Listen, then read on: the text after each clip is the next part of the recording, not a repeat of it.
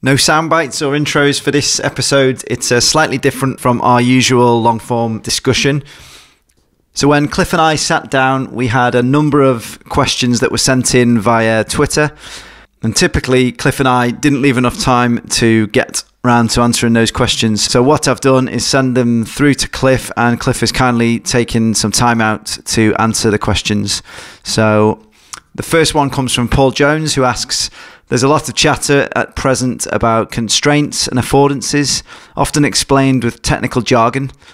Can you simplify the key points, Cliff, and the relevance or otherwise for session design? Paul, thanks for your question relating to constraints-led coaching and affordances. And you make a point about the technical jargon. You're right. I mean, the theory that underpins many of these approaches can be quite complex, so I don't think I would be really doing it justice trying to explain it in sort of a very brief answer to your question. In addition to that, there's lots and lots of stuff out there, particularly academic literature, and I have some slides and stuff which I would be happy to share with you around the concept of constraints-led coaching.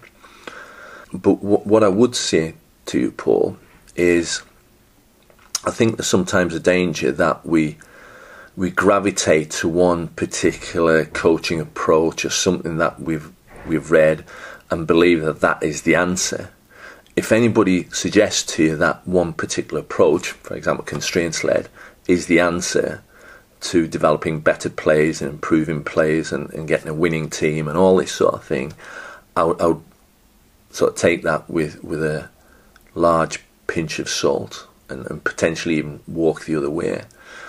They can all potentially, all the theories and all the ideas and all the research can all make a contribution to the development of coaches and coaching, but I would certainly advise you to look at all the evidence, look at all the literature, and draw your own conclusions, and work in an area where you feel most comfortable.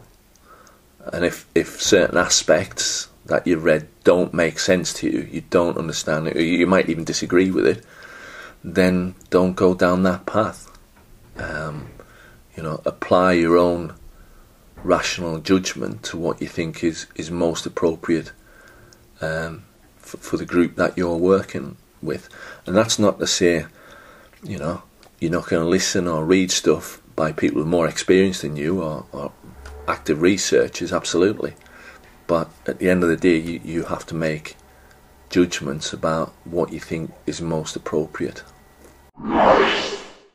Martin Seedall asks, Cliff, if you could change one thing about grassroots football, what would it be and why? Hi Martin, thanks again for your question. Your question relates to what is one thing about grassroots football that I would change. Again, this is a really challenging question and not easy to answer. I shouldn't really expect easy questions, should I? But I'm not sure if I can answer it, but what I can tell you is one or two aspects which do bother me about grassroots football. And one of the things that seems to me is that the systems around grassroots football, all well-intentioned, for example, all those coaches with level ones, CRB checks, DBFs, the clubs now are growing, the amount of facilities, the range of facilities, pitches, goals, the whole thing. I mean, some clubs even use analysts, amateur club, to record matches and provide detailed feedback to the players, so on and so forth. I attend on regular intervals, I'm sure you're aware, sports dinners to raise money, sometimes significant amount of money, to support grassroots kids football. And it seems so sophisticated and so commodified and so highly structured that it I do wonder is where is the space for kids just to play football, and that's it. Because I do look around at this huge infrastructure swirling around, children playing. That's what it is in effect. And I hope we don't get to a point where we start believing our own press and think that kids can only play with adults organising, planning, structuring, delivering activities on their behalf. So where's the space for the kids just to pitch up, just to put the goalposts down, to negotiate teams, to agree, to disagree, to argue, to negotiate goals, whether it was in, whether it was out, when they're going to start playing, when they're going to start finishing to play. Where is that space? Because that space seems to me at times to getting smaller and smaller. So it's either you go to school as a young person, and then you come home, you have your tea, you do your homework, and then you go out, and then you are ordered around again, playing football under often the coach's direction, using their parameters and their views about how you should play. And it's all well intentioned, I get that, and I get there's many advances that kids now have opportunities to develop and improve their playing, but I do worry at what cost. And I say I haven't got the answer. I'm not, I can't. Unfortunately, I can't answer your questions, but I do think about these things. I wouldn't say it keeps me up at night, but I do sometimes look at grassroots football and say, wow, this is unbelievable, really highly sophisticated, brilliant, but what have we lost in this process to sort of over sophisticated and in effect commodify the sport? So yeah, that bothers me a little bit. I don't know where that will eventually take us. Anyway, hope that wasn't too much of a jumbled answer. Thanks again, Martin, for your question. Pete Thornton asks, Cliff, how does the coaching in grassroots compare now with the coaching 10 years ago? And if you had to deliver one session to a grassroots under-7s team, what would it be? Hi Pete, thanks for your question. Your question revolves around how does the coaching in grassroots football compare now with 10 years ago? And the second question you ask is about what type of session would I run? And one session, if you like, for an under-7s team. I'll try and answer both questions relatively succinctly and clearly, I hope.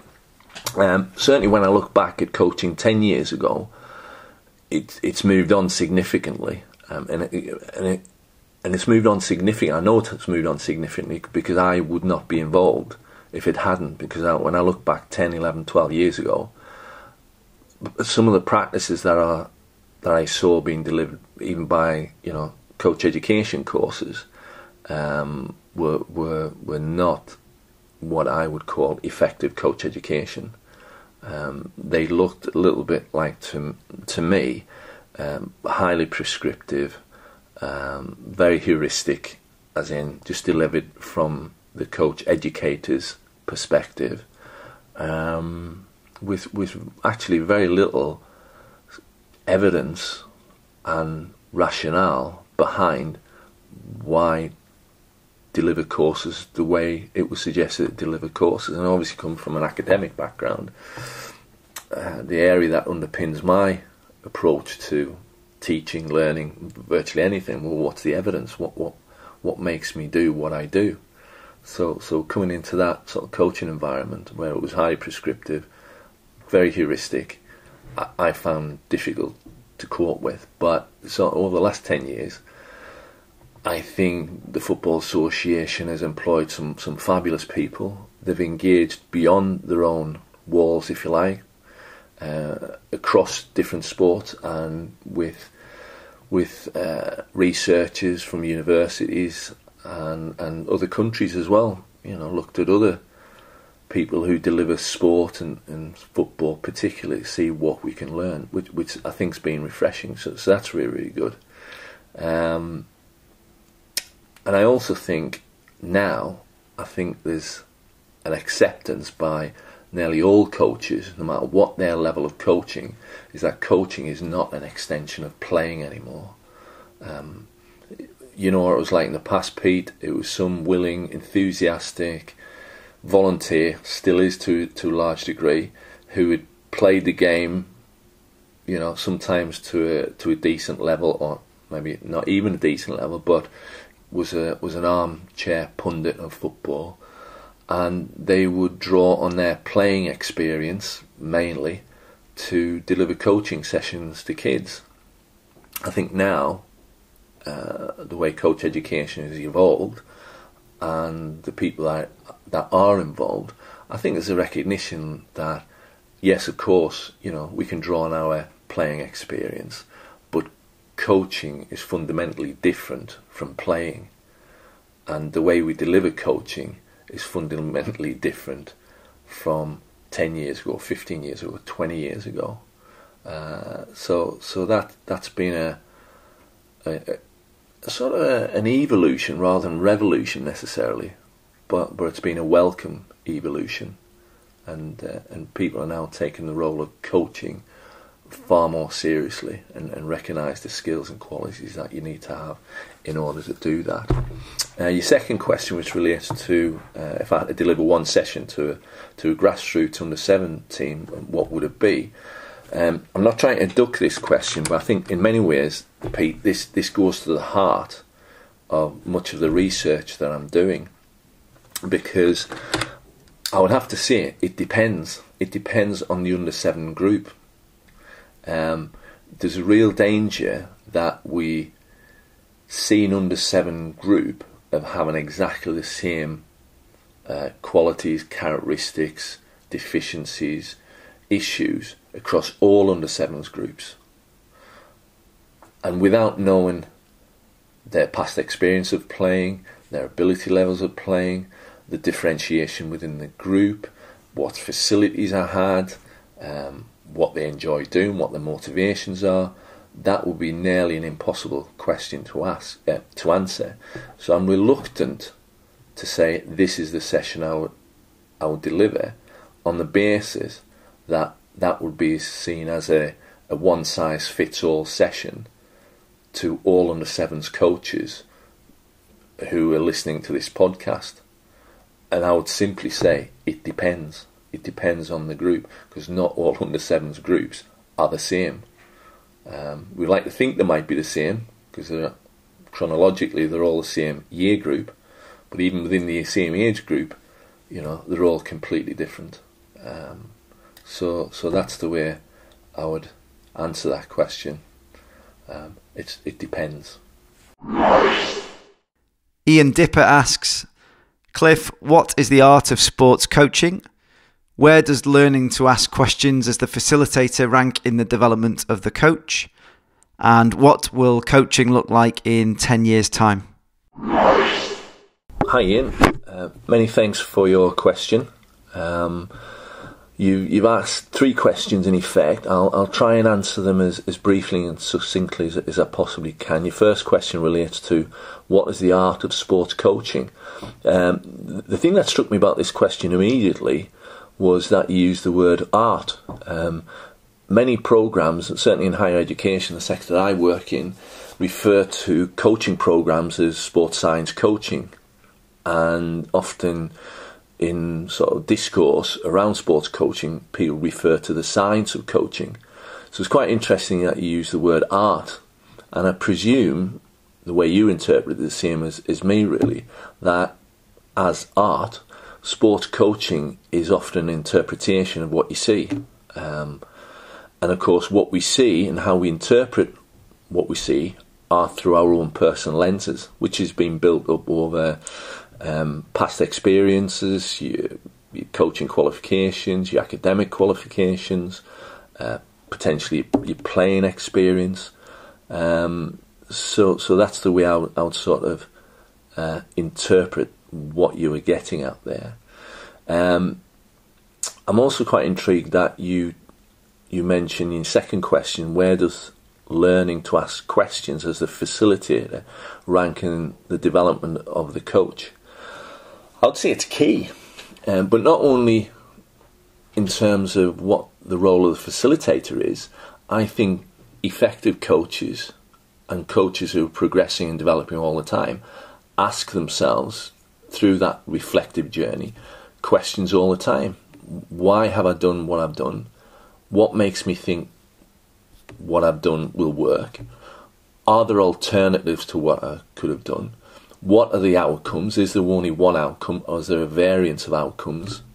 So I think questioning, it's a bit like going to a gym, or a brain gym, I should say. That questioning allows you to exercise your mind and consider a whole range of factors and outcomes that could influence the effectiveness of your coaching session. So I would say it's a critical skill.